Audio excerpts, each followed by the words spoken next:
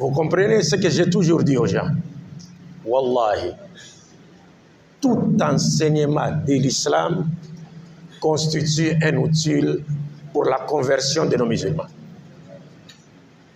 C'est seulement nous les musulmans, nous ne comprenons pas cela. C'est-à-dire, bien sûr, on peut aujourd'hui étudier les livres des gens du livre, chercher à organiser des débats avec eux, les appeler en utilisant leurs livres pour les convaincre. Mais l'islam contient tout ce qui est nécessaire pour appeler les non-musulmans à l'islam. Tout concourt à la conversion des non-musulmans. J'ai toujours l'habitude de rappeler à mes frères ouest-africains. Vous savez, vos grands-parents étaient ici. Que ce soit ici, que ce soit chez moi en RDC. Toutes les mosquées de la RDC ont été construites par nos vieux pères ouest-africains. Et ils n'avaient pas une grande connaissance de l'islam. Ils n'étaient pas des licenciés ou bien des dakatirs comme aujourd'hui. Non, pas du tout. Leur grande connaissance de l'islam, c'était le savoir-vivre.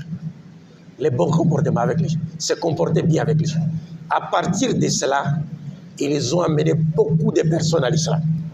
Vous comprendrez que à notre époque, on peut avoir une grande connaissance de la religion, mais on éloigne les gens de l'islam à travers quoi? À travers notre comportement. Alors que nos parents, là, ils amenaient les gens à l'islam à travers quoi? Leur comportement. Et ils n'avaient pas beaucoup de faire de longs doigts. Oh, vous venez, vous faites un long doigt. Non. Il peut y avoir un problème comme ça. Il lit la sourate Ikhlas, ou la sourate Al-Fatiha. Il s'en remet à Dieu. C'est fini. Dieu décante la situation. Il n'a pas besoin de trop d'acrobatie. Et c'est ce qui nous manque aujourd'hui. Nous avons la connaissance, mais souvent, al-ilmu biduni akhlaq. Peut-être la connaissance sans akhlaq, la connaissance sans tazkiyatun nafs, sans la purification de l'âme, ainsi de suite. Donc ça devient une connaissance livresque. Alors que l'islam, c'est plus que ça. Regardez aujourd'hui dans le monde, comme je l'ai toujours dit, nous avons deux catégories de non-musulmans. Et ça a commencé à l'époque du prophète. Alayhi salam. Ça continue jusqu'à ce jour. Rappelez-vous qu'à l'époque du prophète, il demandait à Dieu et doigt Allahumma izza al-islam bi umrayn. Bi ahad umrayn. Selon une autre riwaya, il dit Dieu secourt l'islam à travers les deux Omar. Omar ibn Khattab et Amr ibn Hisham, Abu Jahl. Mais on dit Dieu a exaucé sa prière par rapport à Omar ibn Khattab. Mais il a laissé Amr ibn Hisham, Abu Jahl.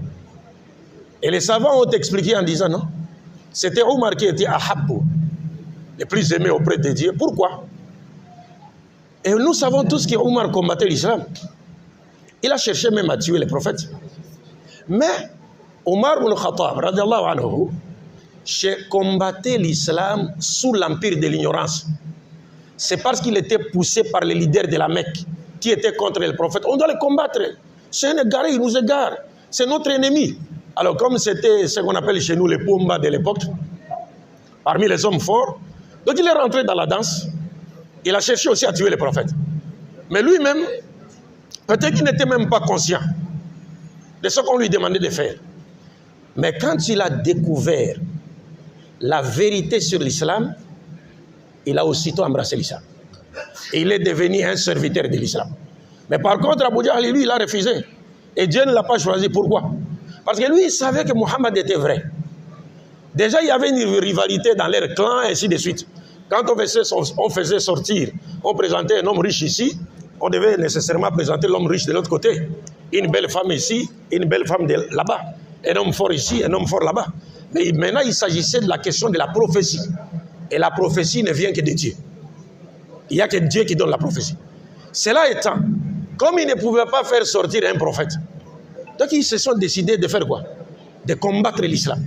Donc à travers, voyant sa disposition intérieure négative, Amr ibn Hisham n'a pas embrassé l'islam.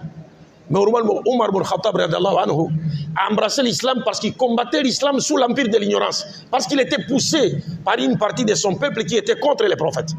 Ces deux catégories de personnes existent aujourd'hui. elles ont existé depuis l'époque du prophète jusqu'à ce jour. C'est-à-dire, nous avons des gens en Occident qui combattent l'islam parce qu'on les pousse, parce que ceux qui les poussent détestent l'islam.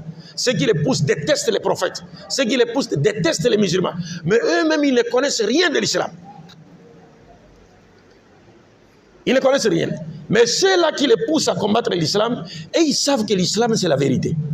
Et ils sont conscients. Mais leur problème, c'est qu'ils savent seulement que s'ils acceptaient l'islam et laissaient les gens accepter l'islam, l'islam remettra en cause leurs intérêts mondains, comme il a remis en cause les intérêts mondains des chefs mécois de l'époque du prophète Mohammed sallallahu alayhi wa sallam. Maintenant, si cette catégorie de personnes existe, nous allons les attirer comme à l'islam. C'est à travers toujours quoi? Les bons comportements. Les bons comportements. À travers les bons comportements, les bonnes manières, hein, les bonnes relations avec les gens, on peut attirer toutes ces personnes-là à l'islam. Mais comme Dieu reste Dieu, Walladhi arsala rasulahu bil huda wa dinil haqqi liyudhhirahu ala dini kulli walau kariha al kafirun. Dieu est là pour garantir la véracité de sa religion. Et le prophète a dit, Dieu fera même rentrer les gens dans l'islam à travers une personne perverse. C'est pourquoi vous avez vu une fois en Amérique, à l'époque du président Bush, il y a des jeunes gens qui se sont convertis à l'islam. Mais quand on leur avait demandé, mais comment avez-vous découvert l'islam? Ils ont dit non, c'est Bush qui nous a conduits à l'islam. On a dit, mais comment ça? Il dit non, chaque fois on l'attendait parler de l'islam, l'islam comme ça, l'islam terroriste, ceci, cela. Par curiosité, nous nous sommes dit, mais Bush là, il parle trop de l'islam. C'est quoi l'islam là? Rentrons sur le net d'abord, voyons ce qu'est l'islam là. Alors quand ils sont rentrés dans le net, sur le net, Allah les a dirigés à partir de là. Ils sont tombés sur des sites islamiques qui expliquent bien l'islam. Mais comment? C'est ça l'islam? Et lui, il présente cette religion comme une religion de terroristes. Donc ils allons chercher la mosquée. Ils sont partis à la mosquée, ils sont venus et ils ont prononcé leur shahad. Et les musulmans étaient étonnés. Et c'est à l'occasion, quand on leur avait demandé de dire à l'assistance comment ils ont découvert l'islam, ils ont relaté leur histoire et les gens ont confirmé la véracité de la parole du prophète qui a dit Dieu fera rentrer, propager cette religion même par une personne perverse. C'est-à-dire l'islam aujourd'hui, tout ce que nous voyons dans le monde, tous les combats qu'on mène contre l'islam aujourd'hui, c'est rien. Wallahi, c'est pourquoi pour finir, quand j'étais en Égypte, il y a un prêtre égyptien qu'on appelle Zakaria Boutros. Oustaz le connaît. Zakaria Boutros, il a fait beaucoup de vidéos contre l'islam. Il a même beaucoup d'élèves qui utilisent le Coran et la Sunna pour égarer les gens du droit chemin. Maintenant, l'un de mes professeurs en Égypte m'a demandé, quand on parlait de Zakaria Boutros, moi j'ai dit au professeur, j'aime ce que ce monsieur fait. Le professeur m'a dit, comment toi tu aimes quelqu'un qui attaque l'islam? Moi j'ai dit non. Moi je n'ai pas dit je l'aime lui. J'ai dit j'aime ce qu'il fait. Oh, mais comment tu peux aimer ce qu'il fait alors qu'il attaque l'islam? Moi j'ai dit oui. Ah, le professeur n'était pas d'accord avec moi jusqu'à ce que les étudiants lui ont dit, mais prof, laissez-les s'expliquer. Il m'a dit, allez, expliquez-vous alors. J'ai dit, mais j'aime ce qu'il fait parce que Dieu a placé un secret. Parmi les secrets de l'expansion de l'islam, il y a les attaques contre l'islam. Yuriduna liyutfi'u nur Allahi bi afwahihim. Wallahu mutimmu nurihi walau kariha al-kafirun. C'est-à-dire, lorsqu'on attaque l'islam, c'est là où Dieu lui-même descend sur le terrain pour faire propager l'islam. C'est-à-dire, quand on n'attaque pas l'islam, l'islam ne va pas avancer. Et c'est ce que les ennemis de l'islam ne comprennent pas. Ça aurait été mieux pour eux de croiser les bras, de ne plus parler de l'islam. Parce que quand ils parlent, ils créent la curiosité dans le cœur des gens, ils cherchent à découvrir l'islam et Dieu les guide dans l'islam, ils deviennent des musulmans et c'est fini, la défaite sera dans leur camp. Assalamu alaikum wa rahmatullahi wa barakatuh.